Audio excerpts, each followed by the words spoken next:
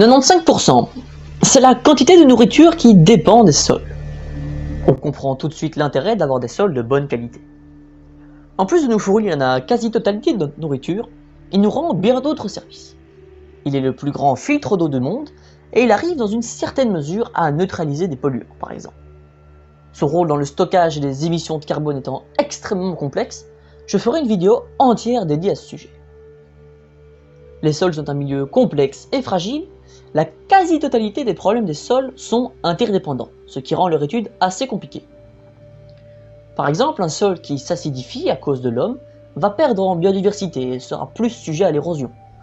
Moins productif, on aura tendance à mettre des engrais sur ce sol, ce qui va créer un déséquilibre des nutriments, en plus de coûter cher à l'exploitant. Les menaces qui pèsent sur les sols sont nombreuses. Monoculture, surexploitation, labour trop profond, sécheresse, compaction, pollution aux métaux lourds et aux produits phytosanitaires, érosion, éolienne et hydrique, déséquilibre des nutriments, perte de carbone organique, etc., etc.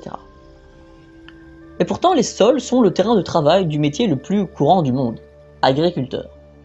Plus de 1,3 milliard de personnes sont agriculteurs dans le monde, soit près de 40% de la population active. Et plus le taux de pauvreté est élevé, plus le taux d'agriculteurs du pays augmente. Il atteint 75% de la population active dans certains pays. Un des problèmes majeurs des sols, c'est l'érosion. Phénomène naturel tout à fait normal, il est dû au vent et aux précipitations. Problème, l'homme exacerbe cette érosion à des niveaux non durables.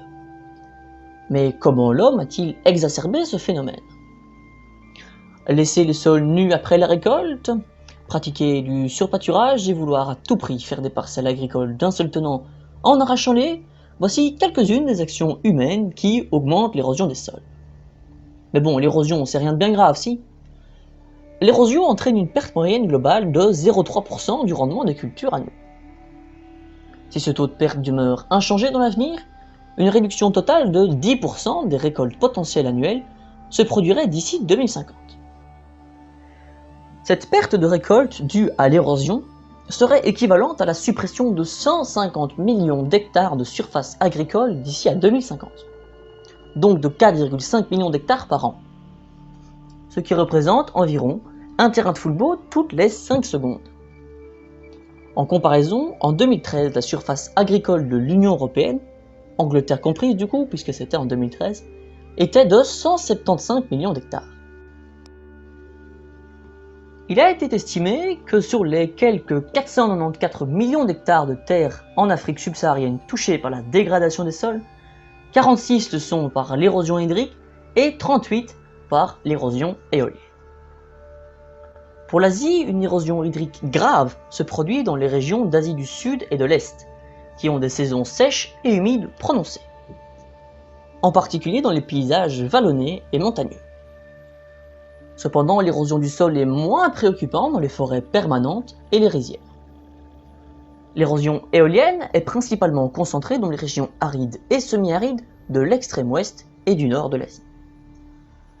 Ce sont surtout les régions sèches qui sont victimes d'érosion éolienne, comme en Afrique du Nord ou au Proche-Orient, où pour exemple l'Iran subit en moyenne 60 jours de brouillard ou de tempêtes de poussière par an. Comme je l'ai dit tantôt, tout est lié. Ainsi, on estime que l'érosion des sols par l'eau dans le monde transporte hors des terres agricoles 23 à 42 millions de tonnes d'azote et 15 à 26 millions de tonnes de phosphore. Ces pertes d'éléments nutritifs doivent être remplacées par la fertilisation avec un coût économique important de 33 à 60 milliards de dollars US pour l'azote et 77 à 140 milliards de dollars US pour le phosphore. Entre 1961 et 2000, la population mondiale a doublé. Dans le même temps, l'utilisation d'engrais azotés a été multipliée par 7 et les engrais phosphatés par 3.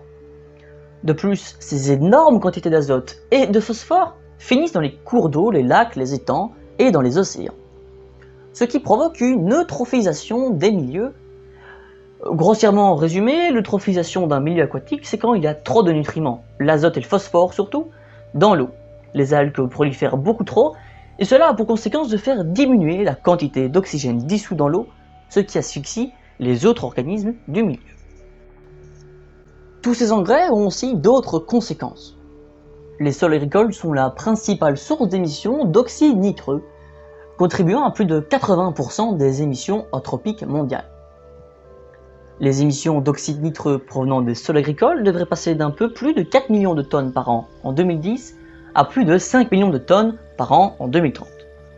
Une augmentation d'1 million de tonnes. Pas grand chose. Oui, sauf qu'en fait, non, car une unité d'oxyde nitreux équivaut à 300 unités de CO2. Donc remis en équivalent CO2, cette augmentation équivaut à 300 millions de tonnes équivalent CO2 par an. Mais ce n'est pas tout. Les engrais contiennent aussi de l'ammoniac. Or, l'ammoniac est l'un des 3 principaux responsables de l'acidification des sols, et il est émis à 94% par l'agriculture. Les 2 autres principaux responsables de l'acidification des sols sont le dioxyde de soufre, émis pour 3/4 par la combustion de charbon et de pétrole, et les oxydes d'azote, dont la principale source est le transport routier. Le transport routier, tiens, parlons-en. En Europe, l'un des principaux problèmes des sols, c'est justement leur imperméabilisation par les routes et l'expansion urbaine. Autre problème majeur des sols en Europe, leur pollution. Mais cela s'améliore depuis quelques années. En Asie, par contre, c'est un problème immense. La contamination des sols par des métaux lourds comme le cadmium, l'arsenic, le plomb, le cuivre et le zinc, ainsi que par des pesticides, est largement observée dans diverses parties de la région. Par exemple, en Chine, le ministère de la Protection de l'Environnement a estimé que 19,4% des terres agricoles sont contaminées par le cadmium, le nickel et l'arsenic. L'arsenic provoque un certain nombre de maladies chez l'homme, y compris des troubles du système nerveux, une insuffisance hépatique et rénale, ainsi que de l'anémie et le cancer de la peau. Et pourtant, ce sont plus de 130 millions de personnes dans le monde qui consomment régulièrement de l'eau de pluie avec des concentrations d'arsenic qui dépassent les limites recommandées par l'Organisation mondiale de la santé. Les sols sont en grand danger, et pourtant on estime que la biodiversité des sols pourrait constituer 25% du total des espèces vivantes décrites dans le monde entier, bien que la majeure partie de cette diversité reste inconnue. Sur cette carte, on peut voir la répartition des menaces potentielles pour la biodiversité des sols. Plus c'est vers le rouge, plus c'est dangereux, plus c'est vers le vert, moins c'est dangereux. À ce jour, 25% des terres ont échappé aux activités humaines, proportion qui devrait chuter à 10% en 2050. Drame méconnu, la dégradation des sols est pourtant un sujet capital, puisque de l'état des sols dépend la sécurité alimentaire mondiale. Malheureusement, la dégradation des sols touche justement des zones déjà sous pression alimentaire, comme l'Afrique et l'Asie, les sols africains n'étant déjà pas très fertiles de base.